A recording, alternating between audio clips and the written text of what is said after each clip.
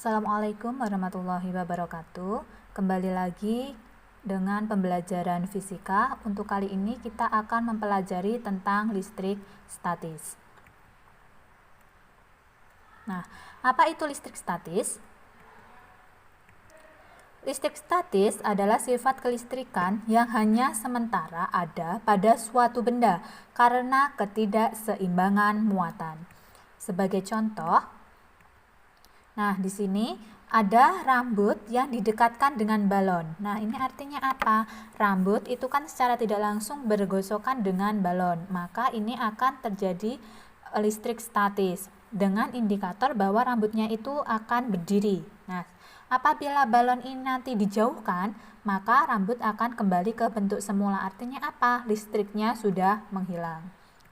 Untuk contoh yang kedua, itu ada penggaris yang setelah digosokkan dengan kertas, ini biasanya terus kemudian didekatkan dengan kertas-kertas kecil, maka kertas kecilnya ini akan tertarik.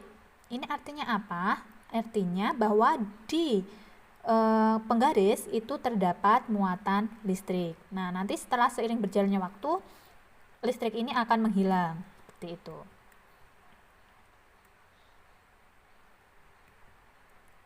Setiap benda tersusun dari banyak atom penyusun. Atom adalah bagian terkecil dari suatu unsur yang sudah tidak bisa dibagi lagi secara reaksi kimia biasa. Nah, ini adalah gambar dari atom. Ini adalah gambar dari atom, sedangkan ini adalah gambar dari inti atom. Di mana inti atom itu ada plus dan ada yang tidak ada tulisannya ini. Nah, apa itu namanya? Nah, ini disebut dengan nukleus atau inti atom, seperti yang sudah saya jelaskan tadi. Kemudian di dalam nukleus atau inti atom itu ada muatan positif yang disebut dengan proton dan yang tidak bermuatan yang disebut dengan neutron. Kemudian di sini ini adalah kulit-kulit atom. Nah, ini adalah kulit-kulit atom.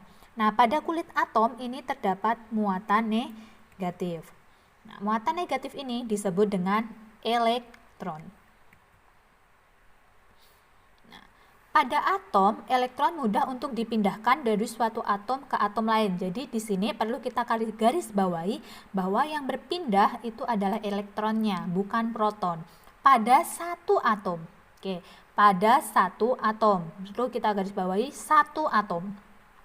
Pada satu atom itu jumlah protonnya dia selalu tetap. Ya, jadi tetap berada di intinya. Sedangkan yang berpindah apabila nanti ada dua buah atom yang didekatkan, kemudian yang meloncat dari atom satu ke atom lain, itu adalah elektronnya, bukan protonnya, seperti itu. Nah, di sini ada satu atom, di mana protonnya ada satu dan elektronnya ada satu. Untuk benda seperti ini, itu disebut dengan benda netral, atau pada benda netral jumlah proton dan elektronnya itu sama, seperti itu. Kemudian pada atom yang lain ternyata ada dua buah proton dan ada satu elektronnya. Untuk benda yang seperti ini itu disebut dengan benda bermuatan positif. Pada benda bermuatan positif jumlah proton pada atom penyusunnya lebih banyak daripada jumlah elektron, sehingga dikatakan atom kekurangan elektron. Nah, untuk benda yang ketiga atau atom yang ketiga, ini terlihat bahwa protonnya 1 dan elektronnya 2. Untuk yang seperti ini, maka benda bermuatan negatif.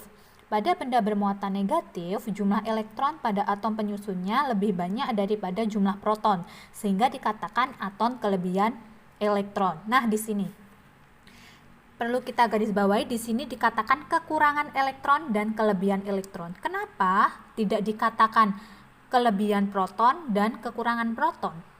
Nah, seperti yang saya jelaskan tadi bahwa yang berpindah itu elektron, jumlah protonnya selalu tetap, sehingga yang berkurang atau bertambah itu elektronnya saja, sehingga kita tidak bisa mengatakan itu kekurangan proton atau kelebihan proton karena protonnya selalu tetap.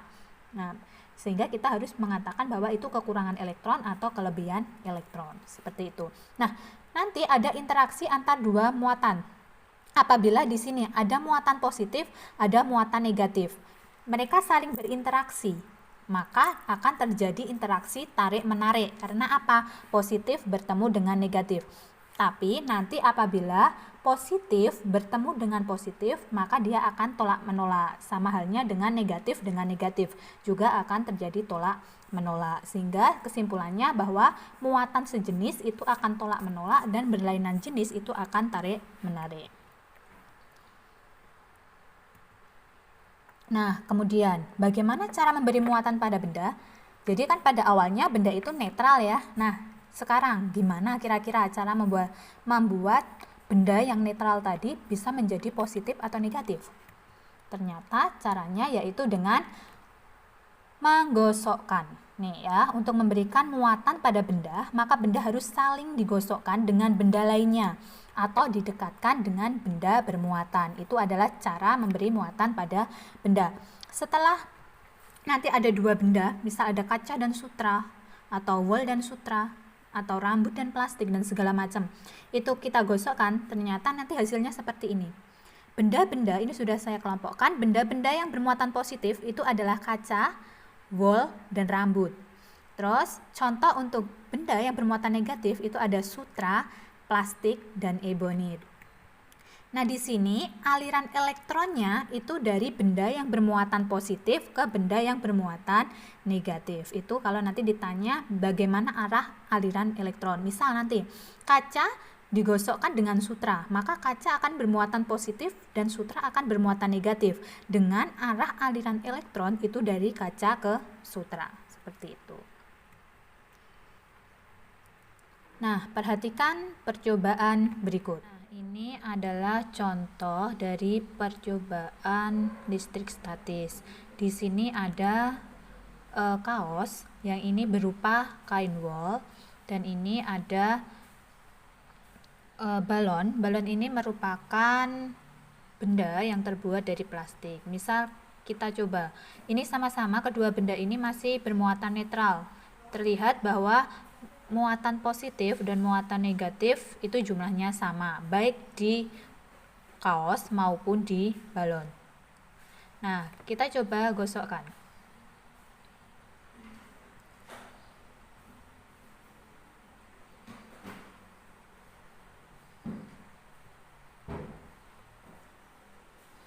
Nah, setelah digosokkan, terlihat bahwa pada balon, ini ya, pada balon itu muatan negatif lebih banyak daripada muatan positif. Muatan positifnya jumlahnya tetap karena yang berpindah dari satu atom ke atom lain itu adalah elektronnya berupa muatan negatifnya. Nah, ini berarti balon karena muatan negatifnya lebih banyak, maka dia menjadi benda yang bermuatan negatif. Kemudian untuk wol atau kaos yang terbuat dari kain wol, ini terlihat bahwa elektronnya sudah berpindah atau sudah tidak ada. Ini berarti tadi pindah ke balon, sehingga wol ini muatannya tinggal muatan positif, sehingga kain wol itu muatannya positif. Nah, percobaan tersebut merupakan contoh dari pemberian muatan pada benda. Pada benda akan terdapat listrik yang sementara tinggal pada benda tersebut atau disebut dengan listrik statis. Hukum Coulomb. Kita masuk ke subbab berikutnya yaitu tentang hukum Coulomb. Bunyi hukum Coulomb yaitu gaya tarik atau tolak antara dua muatan listrik sebanding dengan masing-masing muatan dan berbanding terbalik dengan kuadrat jarak antar muatan. Atau apabila ditulis secara matematis, F sama dengan K Hi1 Hi2 per R kuadrat. F sebanding dengan besar masing-masing muatan dan berbanding terbalik dengan kuadrat jarak. Ya, kalau ditulis secara matematis seperti ini. Di mana Q itu adalah muatan masing-masing partikel dengan satuan Coulomb, F itu gaya tarik atau tolak antar partikel dengan satuan Newton, dan R itu adalah jarak antar partikel dengan satuan meter, dan K itu sebuah ketetapan yang besarnya 9 kali 10 pangkat 9 Newton meter kuadrat per Coulomb kuadrat. Oke, perhatikan video berikut untuk contohnya. Nah, ini adalah contoh dari percobaan Coulomb, atau tepatnya ini adalah contoh dari penerapan persamaan dari Coulomb. Nah, di sini ada dua buah muatan ini. Nah, besarnya nanti kita bisa mengubahnya di sini untuk mengubah besar muatan pada benda pertama, ini untuk mengubah muatan pada benda kedua. Nah, nanti besarnya gaya itu ini besarnya gaya yang terjadi karena adanya interaksi antara dua muatan ini. Nah, ini jaraknya seperti ini. Nah, ini jaraknya juga bisa diubah. Nih, jaraknya bisa diubah, besarnya juga bisa diubah. Nah, di sini besarnya muatan ini bisa negatif, di kiri 0 berarti ini negatif, dan di kanan 0 berarti positif. Nah, nanti ini pengaruhnya dengan tanda panah pada benda ini, pada dua buah muatan ini. Nah, ini. Nah, nanti apabila ini misal contohnya ini, benda 1 ini berarti minus 5 mikrokulom, dan untuk benda 2 itu 8 mikrokulom. Nah, berarti ini negatif, ini positif. Nah, karena muatannya berbeda, yang satu negatif, satu positif, maka terjadi tarik-menarik. Makanya ini tanda panahnya ini saling berhadapan, artinya dia tarik-menarik. Coba ini misal yang kita ubah untuk benda muatan pertama aja. Misal ini menjadi positif.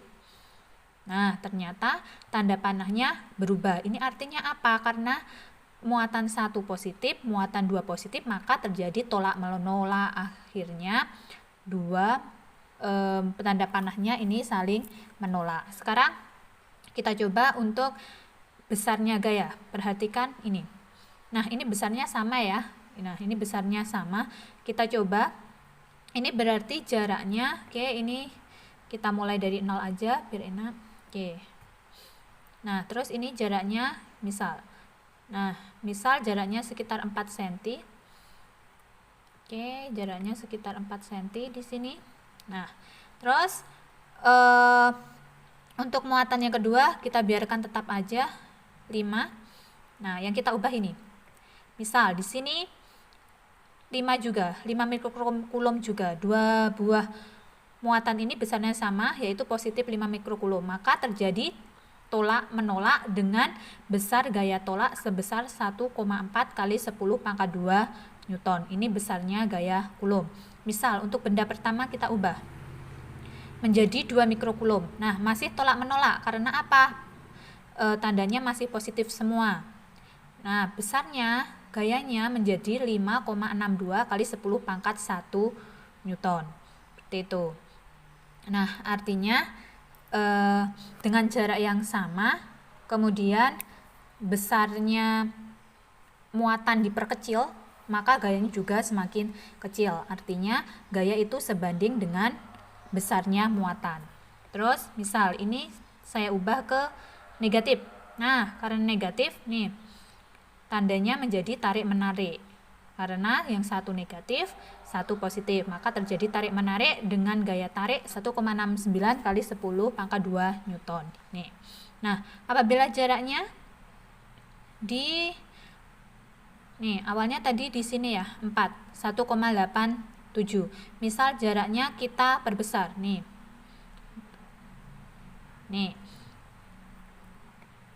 Jaraknya diperbesar, maka terlihat ya. Nih, gayanya semakin kecil. Ini artinya apa? Gaya berbanding terbalik dengan kuadrat jarak. Nah, seperti itulah contoh dari penerapan persamaan hukum Coulomb. Kemudian kita lanjut ke subbab berikutnya, medan listrik. Medan listrik adalah ruang di sekitar muatan listrik di mana gaya listrik masih dapat dirasakan atau dialami oleh muatan listrik. Medan listrik ini biasanya digambarkan dengan garis gaya listrik. Nah, ini muatan positif. Muatan positif itu garis gaya listriknya menuju ke luar seperti ini. Kemudian untuk muatan negatif, garis gaya listriknya menuju ke dalam muatan. Oke, apabila ada interaksi antar dua muatan seperti ini, ada positif, ada negatif, maka positif akan keluar masuk ke negatif seperti ini. Subbab berikutnya yaitu tentang kuat medan listrik. Tadi ada medan listrik, nah sekarang besarnya itu seberapa gitu. Kuat medan listrik adalah besarnya gaya yang bekerja tiap satuan muatan listrik positif yang ditempatkan pada medan listrik tersebut. Dirumuskan E sama dengan KH per R kuadrat. E adalah medan listrik dengan satuan Newton per kolom, sedangkan KH dan R keterangannya sudah Ibu jelaskan di depan tadi. Kuat medan listrik pada bola konduktor. Nah, di sini ada bola konduktor. Ada bola konduktor. Ini ada jari-jari bola, terus R kecilnya itu adalah jarak suatu titik di luar bola ke pusat bola. Nah, ini besarnya berbeda-beda. Untuk di dalam bola di sini itu medan listriknya adalah 0. Sedangkan pada kulit bola di sini, maka rumusnya menjadi E sama dengan KH per R kuadrat. R-nya menggunakan jari-jari karena ini hanya sampai kulit bola. Sedangkan pada luar bola atau di titik sini, nah itu rumusnya menjadi E sama dengan KH per R kuadrat. R kecil ya, dimana R kecil itu tadi jarak antara pusat bola dengan titik di luar bola. Kuat medan listrik antara dua keping sejajar.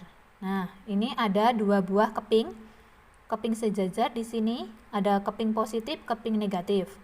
Nah, di sini rumusnya E sama dengan psi per epsilon 0, di mana psi itu Q per A. E itu kuat medan listrik, isinya rapat muatan, A-nya luas penampang di sini. Tuh. Baik, ini contoh soal untuk medan listrik. Suatu muatan sebesar 1 kali 10 pangkat min 6 kulom, tentukan besar medan listrik yang berjarak 10 cm dari muatan tersebut. Q-nya berarti 1 kali 10 pangkat min 6 kulom dan R 10 cm atau 1 kali 10 pangkat min 2 meter. Yang ditanyakan itu adalah E atau medan listriknya. E sama dengan KQ per R kuadrat. K-nya 9 kali 10 pangkat 9, Q-nya 1 10 pangkat min 6, dan R-nya 1 kali 10 pangkat min 2, jangan lupa dikuadratkan, sehingga menghasilkan 9 kali 10 pangkat 7 Newton per Coulomb. Hukum Gauss. Hukum Gauss berbunyi, jumlah garis medan yang menembus suatu permukaan tertutup sebanding dengan jumlah muatan listrik yang dilingkupi oleh permukaan tertutup itu. Rumusnya, nih hukum Gauss. Flux listrik itu sama dengan E kali A atau E kali A cosinus theta atau Q per epsilon 0. Oke, dengan keterangan ini flux listrik dengan satuan Weber, E-nya kuat medan listrik, A-nya luas permukaan, theta itu sudut antara E dan garis normal, Q-nya muatan listrik, dan epsilon r itu adalah permitivitas udara dengan ketetapan 8,85 10 pangkat min 12 Coulomb per Newton meter. Energi potensial listrik.